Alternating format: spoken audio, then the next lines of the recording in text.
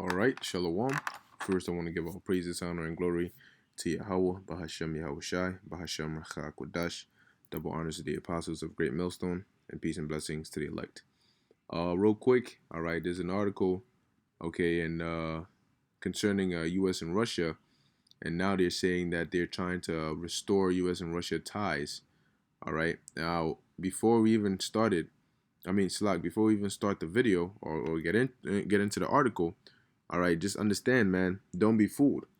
Okay, and this is the beauty of having the spirit of the Lord on you to understand the scriptures. Seeing this really doesn't even put a dent, all right, in what we believe. Why? Because we understand that the end game, all right, is that the U.S. is going to go to war with Russia. And seeing something like this only means that it's even closer.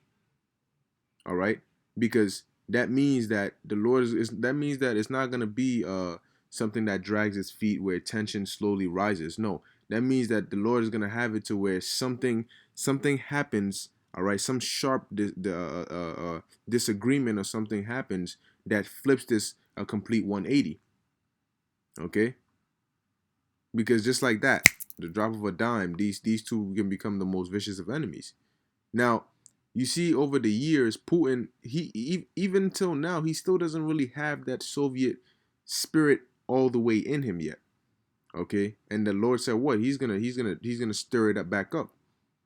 So we're gonna see how the Lord is gonna do that, especially now that it says, "What? It's time to restore U.S.-Russia ties." Putin tells Pompeo. All right. Now you see how now he's in the spirit of he's basically going in one direction. All right. But as the scripture says, which I'm going to get in a bit in Ezekiel 38th chapter, the Lord said he's going to put hooks into their mouth and turn them. Okay. So in order for the Lord to turn them, that means that they have to be going in the opposite direction. And that's what they're going right now.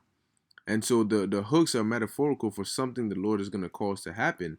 That's gonna turn these two, although they're already rivals. Okay, it's gonna be so bad, all right, that it's just gonna be on a war. So let me read this article real quick. It says Russian President Vladimir Putin told U.S. Secretary of State Mike Pompeo that he had the impression President Donald Trump wanted to restore relations between the U.S. and Russia after the Mueller inquiry exonerated him. As you know, just a few days ago, I had the pleasure of talking with the U.S. president on the phone. Putin told Pompeo on Tuesday as the two met in Sochi.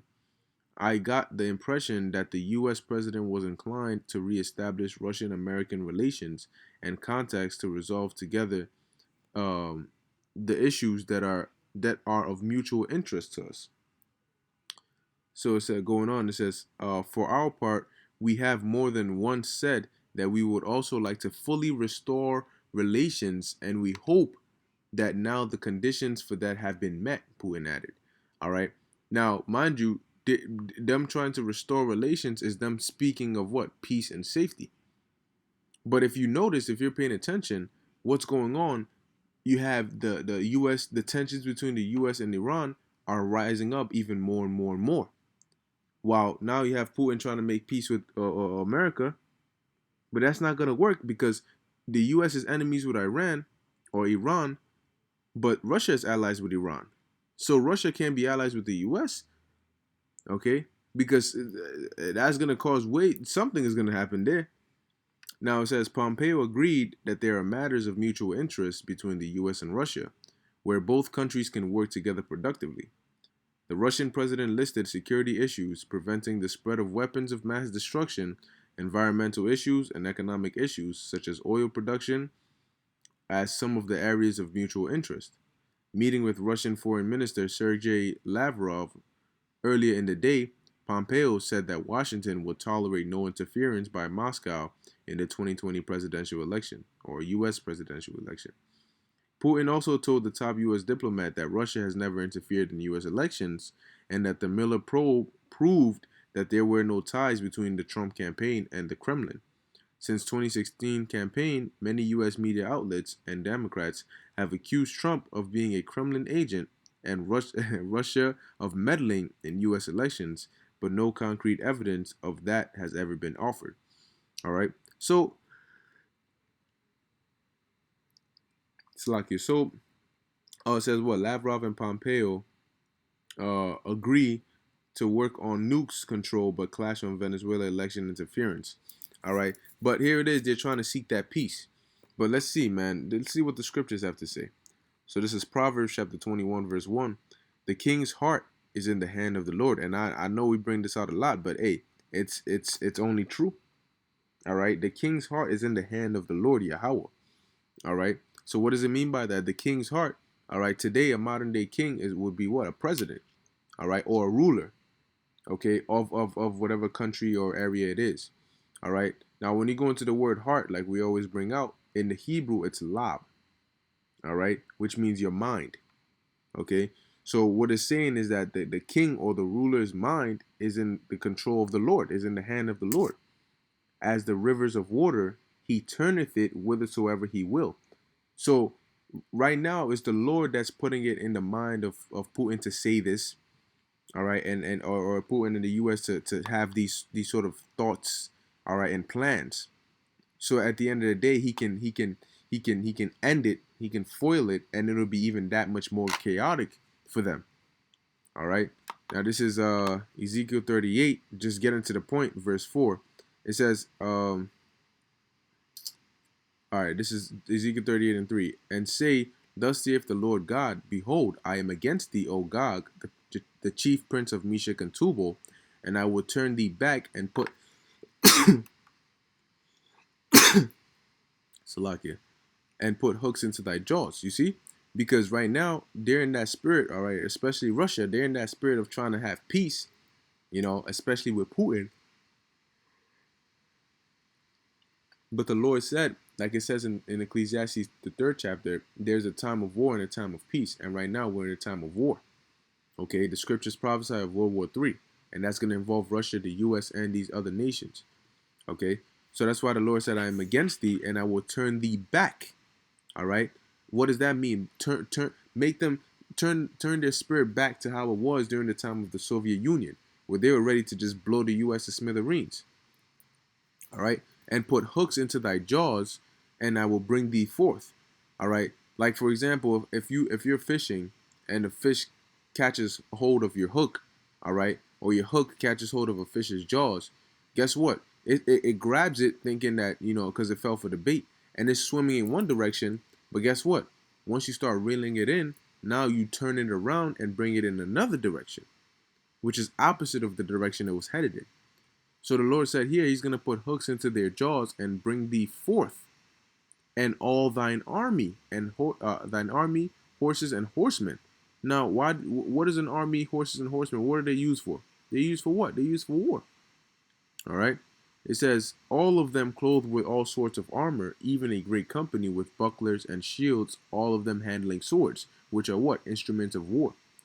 Okay, so that's what the Lord said he's going to do, because the U.S. and well, really Russia, right now, the Lord they're still not in that full on direction that the Lord is going to have them in.